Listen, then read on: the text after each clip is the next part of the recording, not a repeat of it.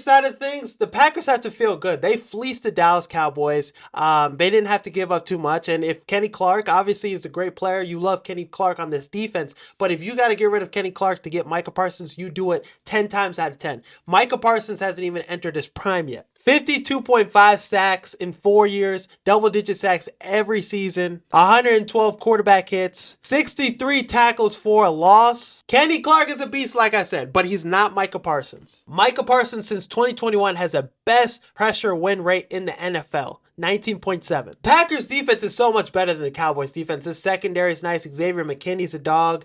Evan Williams is a dog. Keyshawn Nixon. They have a really good secondary. The pass rush just wasn't it. A lot of times the quarterbacks had all day to throw the ball. Their run defense was a little poor too, but Micah Parsons now, Rashawn Gary, that's nice. Rashawn Gary hasn't been a double-digit sack guy yet in his career. 9 sacks has been the most he's had, but with him being the second best secondary pass rusher now, he's going to get one-on-one matchups. He's going to be able to eat on that.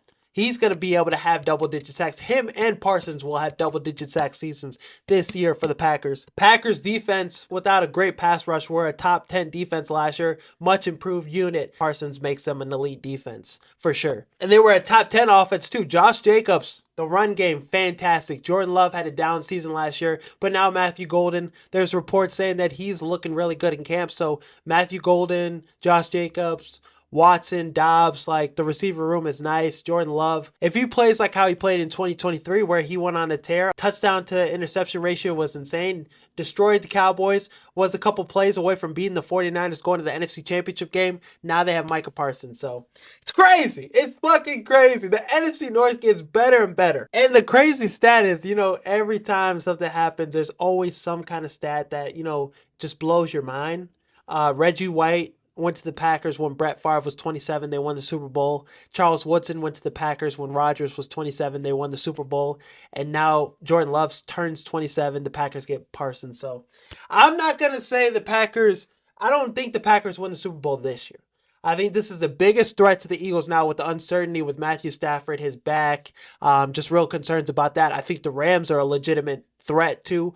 But I think the Packers now, with the coach Matt LaFleur, their offense is amazing. 1-6 NFC North record last year, but I think this is a team that could steal the NFC North this year. So I think they're the biggest threat to the Eagles. I don't think they win the chip this year, but I could see them winning the chip in the next couple of years. So as they get better and better. This is a dangerous team. They gave Micah Parsons a bag, though. Deservingly so. He deserved the bag. And it's funny how many times Parsons and Jordan Love have been on the podcast together. They have a great relationship. I've even seen Parsons ask, hey, Jordan Love, what are some players you want to get in this organization for the Packers? He was like, the dude sitting next to me.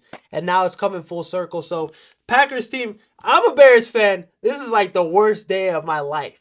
Having them get a generational pass rusher. We had to deal with Clay Matthews. We had to deal with, some great pass rushers on the Packers wreaking havoc. And now it's Micah Parsons for the next 10 years. And I feel like the Packers felt like the Bears were on the cusp of something special and they made this move. So very unfortunate.